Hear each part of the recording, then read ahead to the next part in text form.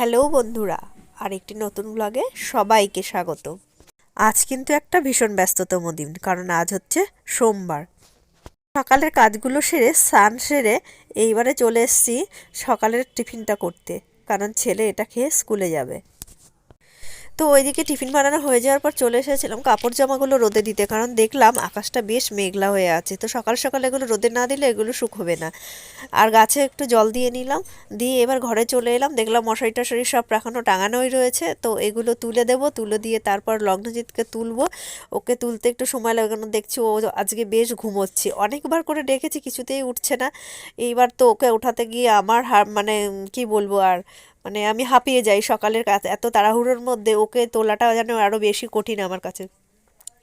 যাই হোক, অনেক কান্নাকাটি করছে, কিছুতেই আজকে বিয়ে হচ্ছে না। জোর করে তুলেছি, ব্রাশ করিয়েছি, সব কিছুই জোর করে করে ইউনিফর্ম পরাচ্ছি, তাও জোর করে, কারণ ও ফোনটা নিতে চাইছে ফোন দেখার জন্য। আর যেহেতু আমি ভিডিও শ্যুট করব, ওই জন্য আমি আর ওকে ফোনটা দিচ্ছিলাম না, ও খুব কান্নাকাচ্ছিল।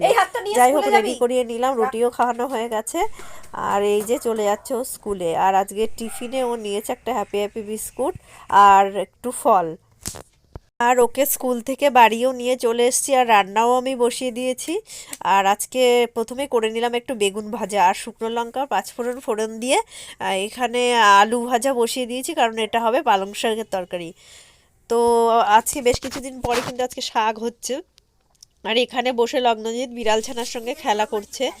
আর ও এখন চান করবে না, ও বলছে দেরি করে চান করবো। তো আমি ভাবলাম এই ফাঁকে রান্নাটা কমপ্লিট করে নিয়ে তারপরেই ওকে স্নান করাবো।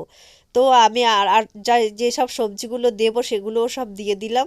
দিয়ে এবার পালং শাকটা দিয়ে দিয়ে এবার বেশ ভালো করে নাড়িয়ে চাড়িয়ে গরম হয়ে উঠলে ওটাকে আবার ঢেকে দিয়ে রেখে অন্যান্য কাজগুলো সারতে থাকবো।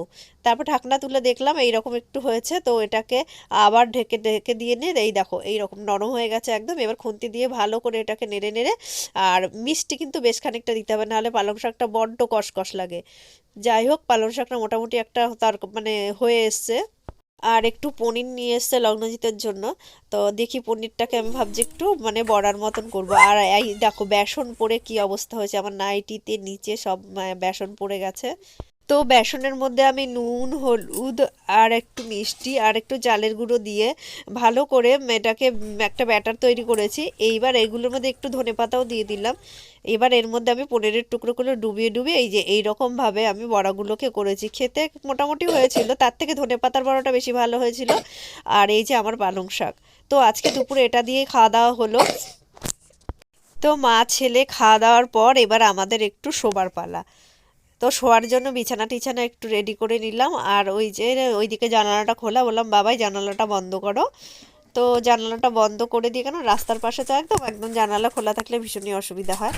তো আটকে দিয়ে আমরা দুজনে এখন আপাতত শোবো। মশারিটা এখন টাঙাবো না, একটু পরেই মশারিটাও টাঙিয়ে নেবো, কারণ বেশ মশা দেখছি। আর মশার কামড় খেতে আমার একদমই ভালো লাগে না।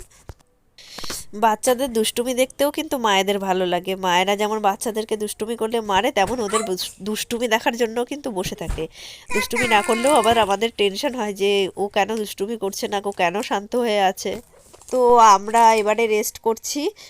তোমরা সবাই ভালো থেকো। আজকের ব্লগটা এখানেই শেষ করলাম। তোমাদের যদি আমাদের ব্লগটি ভালো লেগে থাকে তাহলে লাইক কমেন্ট ও শেয়ার করে আমাদের পাশে থাকবে।